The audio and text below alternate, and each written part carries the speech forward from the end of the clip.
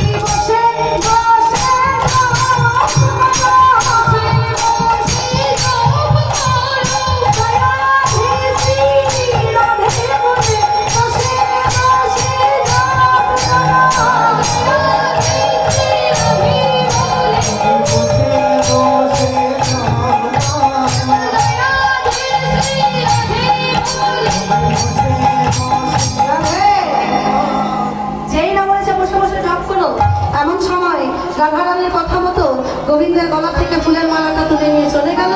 এইদিকে এদিকে তুলসী যখন বিনাশুদার মালাটা নিয়ে গেল। আচ্ছা বাবা, আপনি হয়তো শুনছেন, রাধারানী বলেছিল যে প্রসাদে করে মালাটা নিয়ে আসবে, বললো না যে গোবিন্দের গলায় পরশযুক্ত প্রসাদে যুক্ত মালা আনে। রাধারানী তো গোবিন্দ এটা জানে যে আমার রাধারানী যেমন আমার প্রসাদী মালা চেয়েছে, তেমনি রাধারানীর হাতের পরশও কিন্তু ফুলের মধ্যে আছে, কি নেই গো বাবা? এখন গোবিন্দের পরশযুক্ত মালা যখন রাধারানী গলায় পড়েছে, জ্বালা তো আরো জেলে বেড়ে গেল, জ্বালা আরো বেড়ে গেল। রাধারানী সখীদেরকে বলছে, ও সখী, ভাবলাম মালা পরে জ্বালাটা কমবে, এ তো দেখছি জ্বালা আরো বেড়ে যাচ্ছে, মনে হচ্ছে আমার এক্ষুনি গোবিন্দ দর্শন করা লাগবে, কি করে করবো? সখীরা বছর রাধে, তোর মনে নেই তোর যেদিন বিয়ে দিয়েছিলাম সেদিন তোর শ্বশুর শাশুড়িকে বারবার তোর বাবা মা বলেছিল যে আমাদের বংশটা তো ভানু বংশ, তাই রাধারানী যখন তখন যদি বলে সূর্য পূজা করবে, তাহলে কিন্তু রাধারানীকে সূর্য পূজা করতে দিতে হবে। তাই রাধে, আর বিলম্ব করিস না। রাধারায় তোর শাশুড়ি কাঁদছে, একটু শাশুড়ি রান্না করছি, তুই এখনই শাশুড়ি মার কাছে গিয়ে কাঁদবি। তোর শাশুড়ি যদি জিজ্ঞাসা করে কেন কাঁদছো, বলবি স্বামীর অমঙ্গলের স্বপ্ন দেখেছি, সূর্য পূজা করলেই মঙ্গল হবে। তাই আজকে রাধারানী তো কোনদিন বাবা অভিনয় করতে জানে না, আজকে কিন্তু রাধারানী অভিনয় করতে কাঁদছে। কেমন করে কাঁদছে লক্ষ্য করুন। মাইক্রোফোনের সাউন্ড এই মাইক্রোফোনের সাউন্ডটা দাও, ভাই অবশ্যই ভাই জয় গো জগদীশ, ঠিক আছে।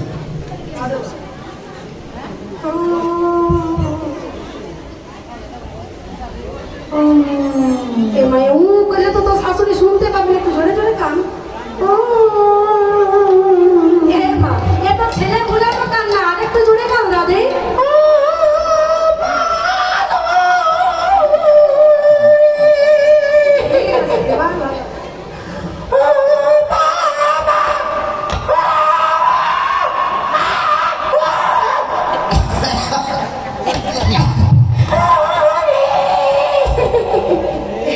এবার দুপুরবেলায় ঘরের বউ কাঁদছে, যদি তো অবাক যে এরকম করে মরা না কে কাঁদছে রে বাবা, তাকিয়ে বলছে বৌমা, বৌমা, ও বৌমা, আমার কপালে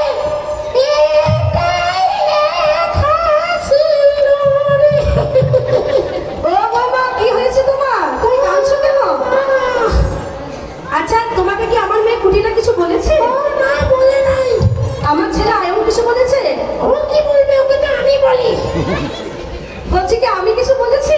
না না, তুমি তোমাকে বলতেই পারো না। তা তুমি কেন কাঁদছো মা, বলো কেন কাঁদছো মা? ওই আমার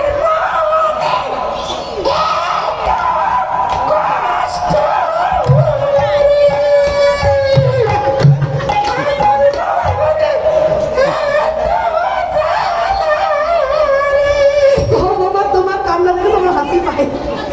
বলছি ও বাবা, কি হয়েছে সেটা বলো, কি হয়েছে তোমার? সেটা কি বলবো? হ্যাঁ বলো, কি হয়েছে? ওই আমার স্বামী।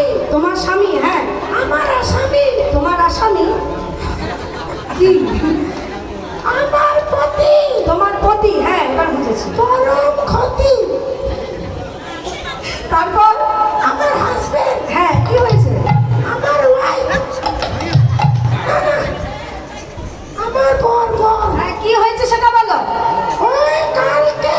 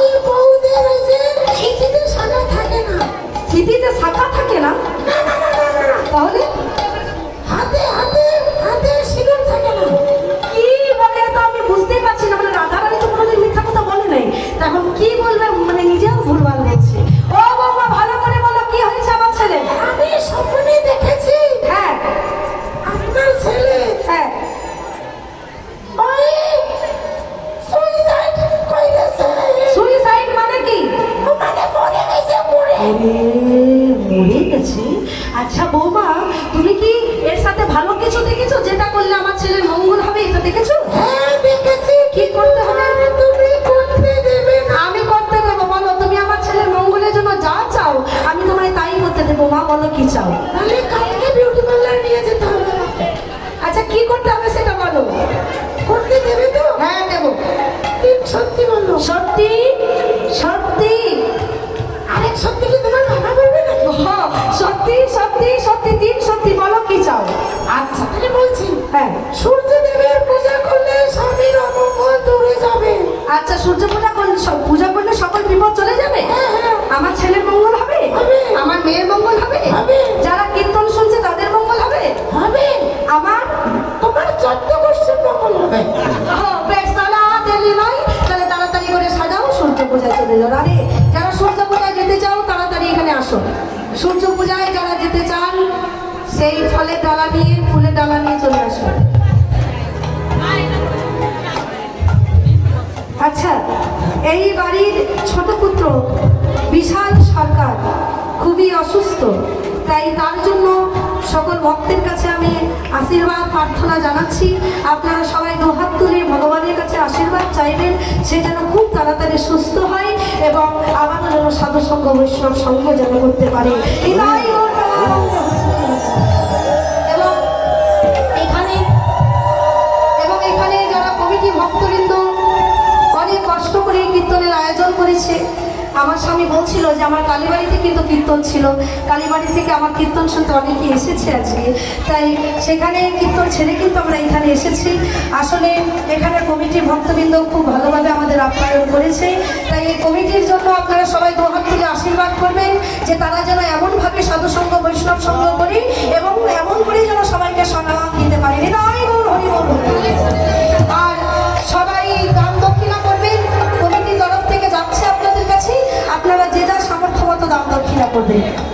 এবং বিশ্বব্যাপী ও মানব জাতির কল্যাণে মহাস্বর ও অষ্টপ্রহর ব্যাপী কারকগণ হরিনাম সংকীর্তন নববৃন্দাবন ধাম শ্রী পবিত্র সরকার তিলক কুঠি